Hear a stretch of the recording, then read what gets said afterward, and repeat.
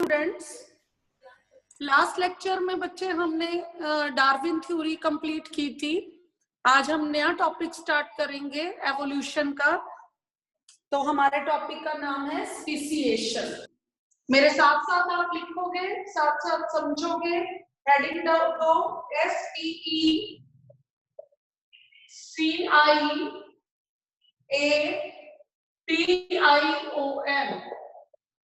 Topic का नाम क्या है बच्चे? स्पीसीएशन। हम हमेशा बात करते हैं स्पीशीज की, राइट?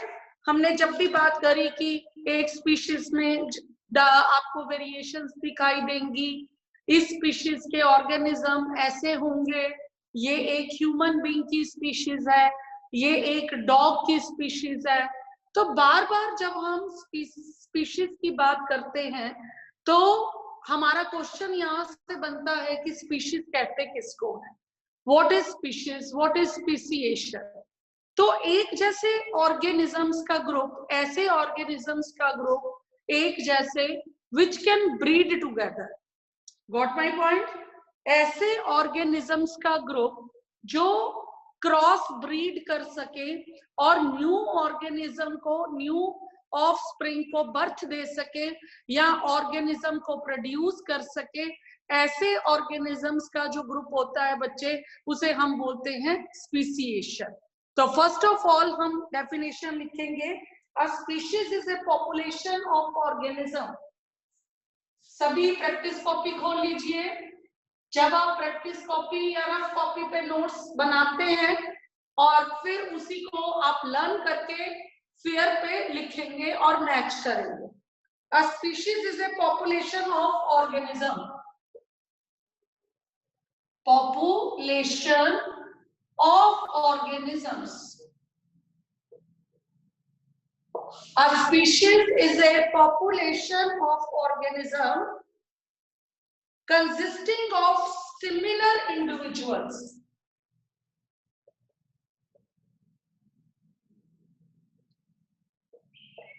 Similar individuals, एक जैसे इंडिविजुअल्स। कैसे एक जैसे individuals? Which can breed together. Breed का मतलब अब आप समझ ही गए होंगे कि क्या मतलब है ब्रीड का, कि न्यू ऑर्गेनिज्म को प्रोड्यूस करना। A species is a population of organism। 2 mark का क्वेश्चन आता होता है बेटा इसमें से। A species is a population of organism consisting of similar individuals which can breed together and produce fertile offspring. And produce fertile offspring।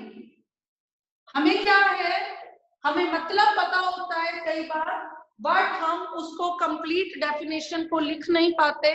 तो marks हमें तभी मिलते हैं जब हम एक कंप्लीट डेफिनेशन लिखते हैं।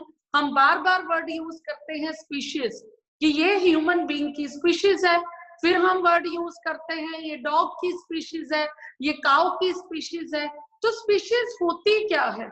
जो स्पीशीज है वो पॉपुलेशन है एक जैसे ऑर्गेनिजम्स की। जैसे जो ऐसे ऑर्गेनिजम्स जो ब्रीड टुगेदर कर सके, यानी कि जो क्या कर सके, रिप्रोडक्शन कर सके और रिप्रोडक्शन से न्यू ऑर्गेनिज्म को प्रोड्यूस कर सके, ऐसा ग्रुप ऑफ पॉपुलेशन जिसे हम क्या बोलते हैं? स्पीशीज। जैसे कि डॉग का जो बेबी होता है वो डॉग ही होता है। डॉग कैट के साथ रिप्रोड्यूस नहीं कर सकता और कैट के घर में डॉग का बेबी बर्थ नहीं ले सकता। क्यों? क्योंकि वो अपनी ही स्पीशीज के साथ क्रॉस ब्रीड कर सकते हैं, अपनी ही स्पीशीज के साथ रिप्रोड्यूस कर सकते हैं और अपनी ही स्पीशीज जैसे ऑर्गेनिज्म को बर्थ दे सकते हैं। तो ये तो थी डेफिनेशन स्पीशीज की। A species is a population of organism consisting of similar individual which can breed together and produce fertile offspring. Right? ये डेफिनेशन के बाद मैं बोर्ड इरेज कर रही हूँ। ये डेफिनेशन है स्पीशीज की। अब आती है बात स्पीसीएशन क्या है। स्पीसीएशन एक प्रोसेस है जिसमें न्यू ऑर्गेनिज्म डेवलप होते हैं, और किसकी हेल्प से डेवलप होते हैं? ऑलरेडी जो ऑर्गेनिज्म एग्जिस्ट कर रहे हैं, right?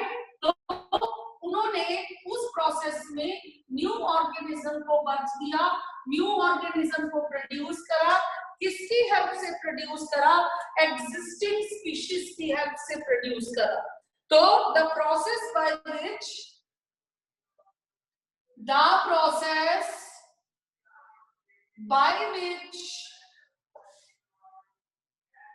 new species develop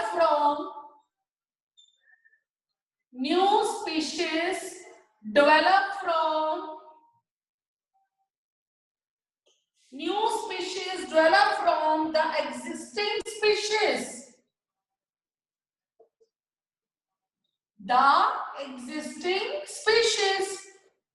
The process by which new species develop from the existing species is known as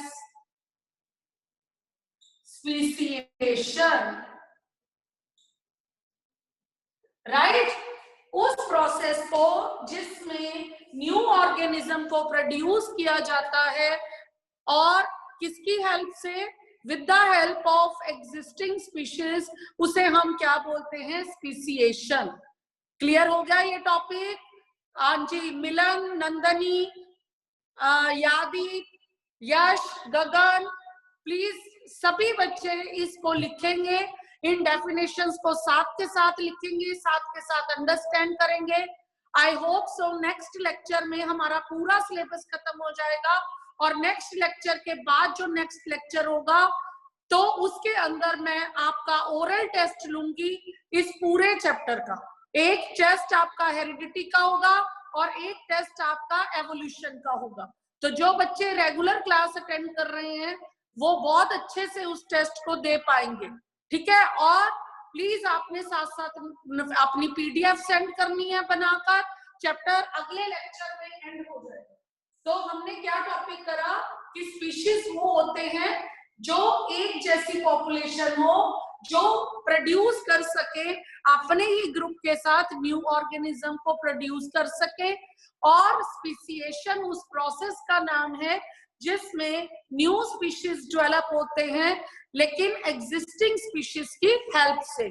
जैसे मैंने अभी आपको एग्जांपल दी, डॉग के घर में डॉग का बेबी पैदा होगा, कैट के घर में कैट का बेबी पैदा होगा, और ह्यूमन बीइंग के घर में ह्यूमन बीइंग का बेबी होगा। और ऐसा ही केस प्लांट्स का है। मैंगो के ऊपर, मैंगो के प्लांट्स जब न्यू और प्लांट बनाएंगे, न्यू स्पीशीज बनाएंगे तो वो मैंगो की ही होगी, और ऐसे ही रोज का ही होगा। तो हर एक स्पीशीज की पॉपुलेशन है जो अपने ही स्पीशीज के साथ रिप्रोड्यूस करती है, ब्रीड करती है और न्यू ऑर्गेनिज्म को बर्थ देती है। तो नेक्स्ट टॉपिक है हमारा, हम एवोल्यूशन पढ़ रहे थे। तो एवोल्यूशन में हमने ये पढ़ा था कि ग्रेजुअली चेंजेस होती हैं प्री एग्जिस्टिंग में, और मिलियन ऑफ ईयर के बाद, और वहां से एक न्यू स्पीशीज का बर्थ होता है, जिसमें से हम छोटे छोटे टॉपिक करेंगे। इसके अंदर जो सब हेडिंग है, एवोल्यूशन ऑफ आइस। जब आपने 9th की डाइवर्सिटी पढ़ी थी, 9th की डाइवर्सिटी में आपने एवोल्यूशन को स्टडी किया था कैसे, कि जब हम एक स्पीशीज के बारे में पढ़ते थे कि स्पीशीज में हार्ट नहीं है, लेकिन जब हम अगली स्पीशीज पे आए तो हार्ट दिखाई दिया, हार्ट डेवलप हो गया, फिर हार्ट के 2 चैम्बर्स बन गए, उससे अगली कैटेगरी में गए तो हार्ट के 3 चैम्बर्स हो गए, हार्ट की और डेवलपमेंट हो गई। और जब हम ह्यूमन बीइंग में लास्ट किंगडम में आए, लास्ट क्लास में आए, एनिमलिया किंगडम की लास्ट क्लास में आए, जिसे हमने मैमल्स कहा, तो तब हार्ट क्या हो गया था? 4 चैम्बर का हो गया था। तो ये हमने क्या पढ़ा था? Development of heart. फिर हमने पढ़ा कि एक सिंपल फ्लैट वर्म था जिसका नाम क्या था? प्लेनेरिया।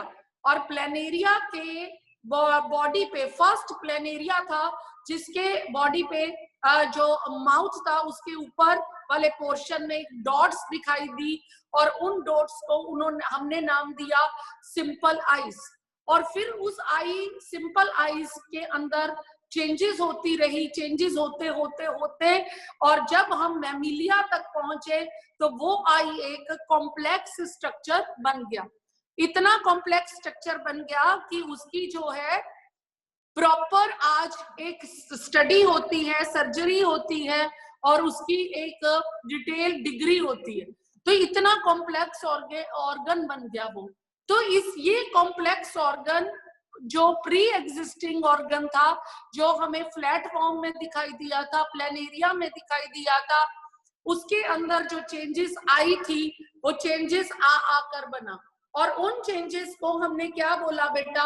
उन चेंजेस को बोला हमने एवोल्यूशन ऑफ आइज। अगर किसी भी सिंपल ऑर्गन के अंदर चेंजेस आती हैं ग्रेजुअली, या किसी स्पीशीज के अंदर ग्रेजुअली चेंजेस आती हैं, तो हम उसे क्या बोलते हैं? एवोल्यूशन बोलते हैं। इसे होने में मिलियन ऑफ ईयर लगते हैं।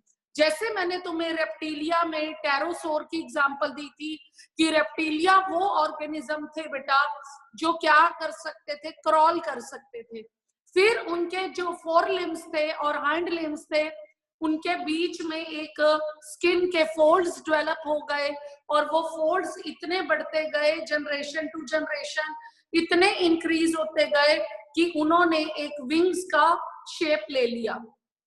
जब उन्होंने विंग्स की शेप ले लिया तो हमारे पास एक नई स्पीशीज आई जिसे हमने एव्स बोला, हमने उसे फ्लाइंग लिजर्ड बोला। हमने ये पढ़ा कि ये एक ऐसा ऑर्गेनिज्म आया है जो क्या है, कैरेक्टर्स तो रेप्टिलिया वाले हैं लेकिन वो फ्लाई कर सकता है। उसके कैरेक्टर्स कैसे हैं बेटा? रेप्टिलिया वाले हैं लेकिन वो फ्लाई कर सकता है।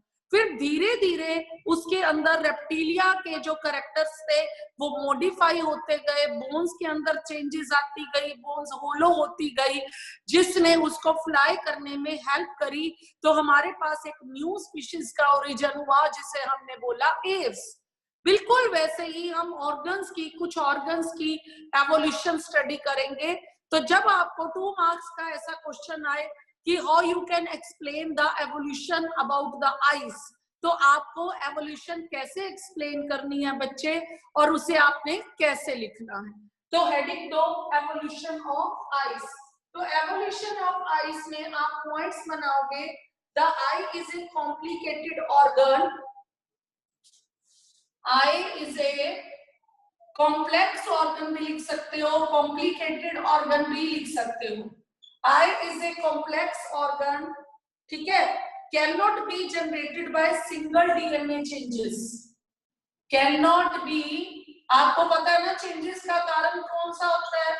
डीएनए में चेंजेस आती हैं क्योंकि हम तभी उसके अंदर चेंजेस आते हैं। तो वो कहता है इतना कॉम्प्लेक्स ऑर्गन जो जनरेट है वो डीएनए, सिंगल डीएनए, और कैनॉट बी जनरेटेड बाय जो है सिंगल डीएनए चेंजेस से नहीं हो सकता। तो इसको क्या लगेंगे? मिलियन ऑफ ईयर्स चेंजेस आने में। कॉम्प्लेक्स बॉडी ऑर्गन में आप एग्जांपल दोगे, suppose a flat warm. Flat warm का क्या नाम है? मैंने अभी अभी बताया, फ्लैट वॉर्म का नाम है प्लेनेरिया। इसको ब्रैकेट में प्लेनेरिया भी लिखोगे, ब्रैकेट क्लोज। प्लेनेरिया जो है वो फर्स्ट ऑर्गेनिज्म था, फर्स्ट ऑर्गेनिज्म जिसके अंदर हमें एक आई स्पॉट्स दिखाई दिए। Was first organism, first organism in which we saw eye spots. जैसे एक डॉट लगी होती है ना बेटा, वैसे हमें आई स्पॉट्स उसमें दिखाई दिए, जैसे कि एक डॉट होती है। सबसे पहले हमें प्लेनेरिया में आई की जगह पर एक आई स्पॉट दिखाई दिया था, तो एक नया स्ट्रक्चर दिखाई दिया था, और बाद में वो मिलियन ऑफ ईयर तक लगातार चेंजेस होते होते आज वो एक मैमिलिया के अंदर या ह्यूमन बीइंग के अंदर एक कॉम्प्लेक्स स्ट्रक्चर बन गया जिसे हमने बोला आई। ठीक है, तो ये कहां से स्टार्ट हुआ था? ये फ्लैट वॉर्म, आपको पता है ना कि फ्लैट वॉर्म कौन सी कैटेगरी के अंदर आते थे? हमने पढ़ी थी क्लास प्लेटीहेल्मिन्थिस। प्लेटीहेल्मिन्थिस वॉर्म्स की हमने 3 क्लासेस पढ़ी थी, ठीक है, निमाटोडा, ठीक है, फिर उसके बाद प्लेटीहेल्मिन्थिस, निमाटोडा, उसके बाद जाकर हमारा आया था आर्थ्रोपोडा, अगर आपको याद होगा, मोलस्का, कितनी सारी क्लासेस के बाद हमारे पास मैमिलिया की क्लास आई थी, और या एव्स आई थी, रेप्टाइल में भी कॉम्प्लेक्स साइज दिखाई देने लग गई थी। तो कितनी सारी जो क्लासेस थी उसके बाद जाकर कॉम्प्लेक्स स्ट्रक्चर बना था, ठीक है। तो ये क्या था? ये एवोल्यूशन ऑफ आइस थी। तो ये कहां से स्टार्ट हुई थी? और वहां हमें बताना है कि फ्लैट वॉर्म जो था फर्स्ट ऑर्गेनिज्म था जिसके अंदर हमें क्या दिखाई दी? आइस स्पॉट्स दिखाई दी। जो अब ये आइस स्पॉट्स है, तब वो जो डॉट दिखाई दी थी तो हमने उसे आइस स्पॉट ही क्यों बोला? क्योंकि वो which can detect light. Ice spot तो वही हुआ ना जिससे हमें, वैसे भी हम उसे स्पॉट मान सकते थे, लेकिन वो क्या कर सकता था? विच कैन डिटेक्ट लाइट, ठीक है ना, इसीलिए हमने उसे आई स्पॉट कहा, क्योंकि वो लाइट को क्या कर सकता था? डिटेक्ट कर सकता था। तो एक स्पेशल ऑर्गन डेवलप हुआ जिससे उनको क्या होता था? दिखाई देता था। और उसके अंदर फिर कितनी, उसके अंदर स्टार्टिंग से लेकर बेसिक, उसे हमने बेसिक आई कहा था। और फिर आज क्या है? वो हमारी बेसिक आई थी। आज जो है most of the animals, फिर आप क्या लिखोगे? Today most of the animals have very complex structure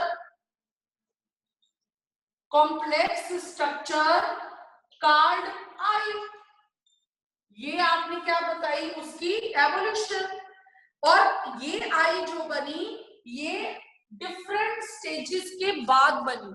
आप पहले आई स्पॉट था, फिर उसके बाद उसके अंदर चेंजेस आती गई, डिफरेंट स्टेजेस होती गई, और अब बहुत सारे एनिमल्स के अंदर काऊ है, डॉग है और लिजर्ड है, बहुत सारे ऑर्गेनिजम्स हैं जिसके अंदर हमें एक ऐसा कॉम्प्लेक्स आई स्ट्रक्चर दिखाई देता है जो लाइट को बेटा क्या कर सकता है? डिटेक्ट कर सकता है।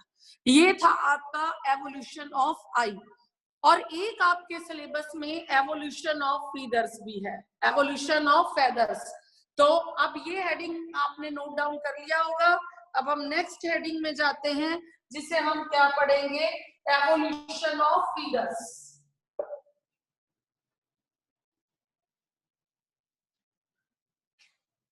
तो लिखिए हेडिंग। नोट्स बनाने बहुत इजी है क्योंकि आपके साथ साथ मैं भी बोर्ड पे लिख रही हूँ। FEATHERS। नेक्स्ट लेक्चर में हमारा सिलेबस खत्म हो जाएगा और उसके बाद हमारा काम खत्म नहीं होगा, हमारा असली काम शुरू होगा। असली काम कौन सा होता है कि अब हमने समझ लिया है, अब हमारे पास नोट्स भी अवेलेबल हो गए हैं, एनसीईआरटी क्वेश्चंस भी हो गए हैं। अब हमने ऐसे कौन से मेथड यूज करने हैं, कैसे हमें टेस्ट सीरीज देनी है कि हम अपनी अच्छे से प्रेपरेशन कर सके।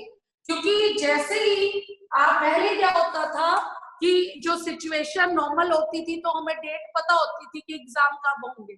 अब ऐसा कुछ नहीं है, जैसे ही डेट सिचुएशन थोड़ी सी भी नॉर्मल हुई तो उन्होंने डेट डिक्लेयर कर देनी है एग्जाम की, तो इसलिए हम पहले ही अपनी रिवीजन स्टार्ट करते। तो हेडिंग डालो एवोल्यूशन ऑफ फीडर। तो इसके अंदर भी क्या चेंजेस आई? पहले आपने, जैसे मैंने आपको बताया कि जब हम पैरासोट की एग्जांपल पढ़ते थे तो क्या होता था कि पहले स्किन के फोल्ड्स आए, फिर वो बाद में क्या बन गए? विंग्स बन गए। तो ये क्या आई? चेंजेस ही तो आई उसके अंदर। तो इसलिए वो कहता है birds evolve feather at means providing insulation. वो कहता है बर्ड्स की बॉडी के ऊपर क्या होते हैं बेटा? फेदर्स होते हैं, तो जो उनको फ्लाइट में भी हेल्प करते हैं और उन्हें ठंड से भी बचाते हैं। तो लिखो बर्ड्स इवॉल्व्ड फीदर्स अब बर्ड्स की क्लास कौन सी थी? एव्स। और अगर आप 9th की डाइवर्सिटी याद करो तो एव्स कौन सी क्लास थी? जो रेप्टिलिया के बाद आई थी। और वो कैसे आई थी? जब उनके फोर लिम्ब और हाइंड लिम्ब्स के बीच में स्किन के फोल्ड्स डेवलप हो गए थे और फिर वो बाद में मॉडिफाई हो गए थे। Birds evolved feathers which help them to provide insulation, यानी कि इंसुलेशन का मतलब क्या है? उन्हें ठंड से बचाएंगे, उनकी बॉडी को सर्दी से बचाएंगे और फिर बाद में, पहले तो उनको ठंड से बचाते थे, फिर बाद में उनके अंदर मॉडिफिकेशन हुई और वो किसका काम करने लग गए? फ्लाइंग का, ठीक है, उड़ने। Then they become more useful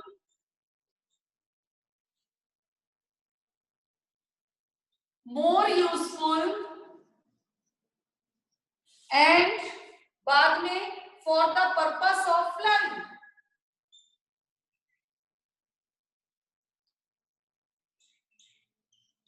flying क्या लिखा है मैंने यहाँ पर कि जब एव्स में फीदर्स डेवलप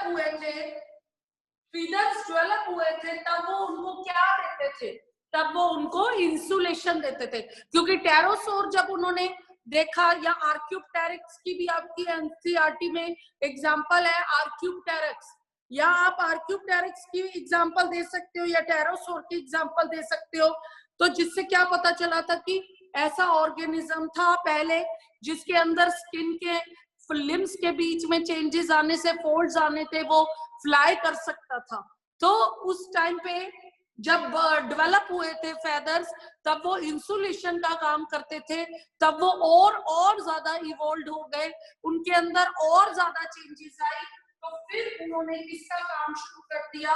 उन्होंने फ्लाई का काम शुरू कर दिया, उड़ने का काम शुरू कर दिया। तो हमने बोला कि एक नई क्लास डेवलप हुई है, एक नई क्लास डेवलप हुई है जिसने रिलेशन बनाया है रेप्टिलिया और एव्स के अंदर, यानी कि रेप्टिलिया जो है अब और ऐसे रेप्टाइल्स आ चुके हैं जो एक एडवांस मॉडिफाई क्लास है। रेप्टिलिया की मॉडिफिकेशन हो चुकी है, तब ये स्टडी करी गई कि रेप्टिलिया के अंदर मॉडिफिकेशन हो चुकी है। रेप्टिलिया का एक और क्लास से रिलेशन है जिसे हमने कहा ऐसे organism which can take the flight, जो फ्लाइट ले सकते हैं और जो उड़ सकते हैं। आई बात समझ बेटा? क्लियर हुआ?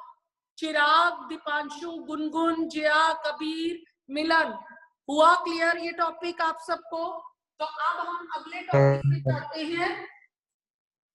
नेक्स्ट है आपका एवोल्यूशन बाय आर्टिफिशियल सिलेक्शन। जब ये सारी एवोल्यूशन हुई तो ह्यूमन बीइंग्स ने रिसर्चेस करनी स्टार्ट करी, चेंजेस करनी स्टार्ट करी कि हम आर्टिफिशियल तरीके से भी एवोल्यूशन करेंगे। एवोल्यूशन बाय आर्टिफिशियल सिलेक्शन किसके अंदर करी उन्होंने? प्लांट्स के अंदर। अगर आप नोटिस करते हो तो पहले जो थी सिर्फ क्या हुआ करती थी, आप कैबेज की एग्जांपल है आपके सिलेबस में, कैबेज जिसे आप पत्ता गोभी बोलते हो, कॉलीफ्लावर जिसे आप फूल गोभी बोलते हो, और पत्ता गोभी या बंद गोभी बोलते हो, किसको बोलते हो आप? ये इसको कैबेज को। और फिर आप किसको बोलते हो? कॉलीफ्लावर, फूल गोभी बोलते हो और उसे आप कॉलीफ्लावर बोलते हो। तो पहले आप यही सिर्फ दो वैरायटीज देखा करते थे, और कुछ साल पहले नई वैरायटी आ गई जिसे क्या बोला? ब्रोकली। और उसके कितने सारे यूजेस है। ये ब्रोकली कहाँ से आई? ये ब्रोकली आई आर्टिफिशियल प्लांट्स के अंदर चेंजेस करके। जैसे मान लो हम फार्मर्स ने क्या किया या साइंटिस्ट ने क्या किया कि हम किसी भी प्लांट को मान लीजिए रूट से ग्रो करते हैं, तो चलो हम अब इसको स्टेम से ग्रो करके देखते हैं अब क्या होता है, ठीक है, कौन सा नया प्रोडक्शन आता है। या हम अगर किसी को स्टेम से ग्रो करते थे, चलो अब हम इसको फ्लावर से ग्रो करवाते हैं बाय द आर्टिफिशियल मेथड्स। कि अब हम इसको फ्लावर से ग्रो करा के देखते हैं कौन सा नया प्रोडक्ट बनता है और फिर उस नए प्रोडक्ट में क्या क्या चेंजेस आएंगी। ऐसा नहीं है कि चलो हम इसके साथ इसको क्रॉस ब्रीड करवा के देखते हैं और नया प्रोडक्ट बनाते हैं, नहीं। जब ऐसा सोचा जाता है और फिर नया प्रोडक्ट बनकर आता है तो फिर उसकी चेकिंग होती है साइंटिफिक तरीके से प्रॉपर कि ये जो नया प्रोडक्ट आया है इसके बेनिफिट्स क्या है। जब आर्टिफिशियल एवोल्यूशन की जाती है तो ये चेक किया जाता है कि इसके बेनिफिट्स क्या हैं। ऐसा नहीं है कि बस हमने कुछ चेंजेस करनी थी तो हमने कर दी। ठीक है नंदनी, पारस, सुन रहे हो मेरी बात को? ऐसा नहीं है कि हमने कुछ चेंजेस करनी थी तो चलो चेंजेस करनी थी तो कर दी, तो हमने एक नया जो है उसी कैटेगरी का एक नया चेंजेस स्पीशीज ला दिया, एक नई एवोल्यूशन कर दी। ऐसा नहीं है। जब वो एक्सपेरिमेंट किया जाता है और उसके ऊपर पूरी रिसर्च होती है कि इसकी न्यूट्रिटिव वैल्यू क्या है, अगर ये मार्केट में लॉन्च किया गया तो साइंटिफिक स्टडी प्रॉपर उस पे होती है कि इसके अंदर जब हमने एक्सपेरिमेंट किया तो जो नया प्रोडक्ट आया उसके क्या क्या एडवांटेजेस है और उसके क्या क्या बेनिफिट्स है, उसके अंदर क्या न्यूट्रिएंट्स है, क्या उन न्यूट्रिएंट्स की हमारी बॉडी में वैल्यू है। आई मेरी बात समझ? उनकी हमारी बॉडी में क्या वैल्यू है, क्या ये स्टडी हमारे लिए बेनिफिशियल है या नहीं। तो हमारे पास बहुत सारी वेराइटीज आ गई हैं अब स्टडीज के बेस पे, साइंटिफिक न्यूट्रिटिव वैल्यू के बेस पे। उसे हम कहते हैं जो क्या कहते हैं, artificial selection of on the topic cabbage. ठीक है, तो उन्होंने क्या किया, साइंटिस्ट ने क्या किया, सबसे पहला स्टेप आप लिखो कि कुछ फार्मर्स ने शॉर्ट डिस्टेंसेस पे वाइल्ड कैबेज लगाई।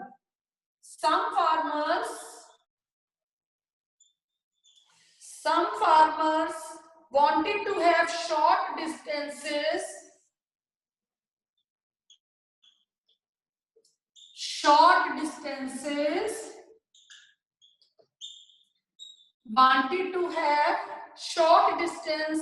between the leaves of wild cabbage। तुम्हें पता है सबसे पहले वाइल्ड कैबेज ही हुआ करती थी between the leaves of wild cabbage. Wild cabbage मैं बताऊं तुम्हें कैसी होती है, जो आपने अपने घर में पत्ता गोभी देखी है बिल्कुल वैसी ही होती है, लेकिन उसके लीव्स बंद होते हैं अंदर की तरफ, और वाइल्ड कैबेज के जो लीव्स होते हैं बिल्कुल सेम होते हैं, लेकिन वो खुले होते हैं आउटवर्ड, ऐसे बाहर की तरफ खुले हुए हैं, और अंदर की तरफ जो है वो जैसे ये बाहर की तरफ खुल गए तो बन गई वाइल्ड कैबेज, और जो ऐसे अंदर की तरफ बंद है तो वो बन गई कैबेज। ठीक है, तो सबसे पहले क्या हुआ करती थी बेटा, वाइल्ड कैबेज हुआ करती थी। और वो क्या था कि कुछ फार्मर्स ने क्या किया, उसने कहा कि मैं वाइल्ड कैबेज को कम डिस्टेंस पे ग्रो करना चाहूंगा। वाइल्ड कैबेज जिसके पत्ते खुले हुए हैं, तो उस फार्मर ने क्या कहा कि मैं उनको शॉर्ट डिस्टेंसेस पे ग्रो करना चाहूंगा। तो देखता हूं जब मैं उनको शॉर्ट डिस्टेंसेस पे ग्रो करवा के तो क्या होता है। अब डिस्टेंस बीच में कम होने की वजह से वो लीव्स थे जो वो खुले थे, वो डिस्टेंस उन्हें ना मिलने की वजह से वो लीव्स क्या होने शुरू हो गए, बंद। अब डिस्टेंस कम होगा तो सपोज वो झुंड सा बन गया, डिस्टेंस कम है, वो लीव्स ऐसे खुले हुए हैं, तो वो लीव्स को जगह नहीं मिली, तो लीव्स क्या होने शुरू हो गए, बंद होने शुरू हो गए। अब बंद होने शुरू हो गए तो एक नई वाइल्ड कैबेज की वैरायटी आ गई जिसे क्या बोला गया, कैबेज। ठीक है, तो एक नई वैरायटी आई, वो बाय चांस ही आई थी। जब फार्मर्स को डिस्टेंस की कमी आ रही थी तो उन्होंने एक कॉमन वैरायटी प्रोड्यूस कर दी, that is called cabbage. And produce the common variety, आज हम जिसे यूज करते हैं, आज हम बहुत ज्यादा चाइनीज फूड में ये बहुत ज्यादा यूज होती है, और घर में वेजिटेबल, रॉ वेजिटेबल की फॉर्म में भी ये कैबेज बहुत ज्यादा यूज होती है। तो ये आई कैसे बनी, कैसे? कैन यू इमेजिन कि फार्मर्स ने स्पेस कम चाहिए, फार्मर्स ने कहा कि इतनी स्पेस हम क्यों यूज कर रहे हैं, क्यों ना हम इसको पास पास ग्रो कर दें। और जब उन्होंने पास पास ग्रो करा, लीव्स को फैलने की स्पेस, एंड सर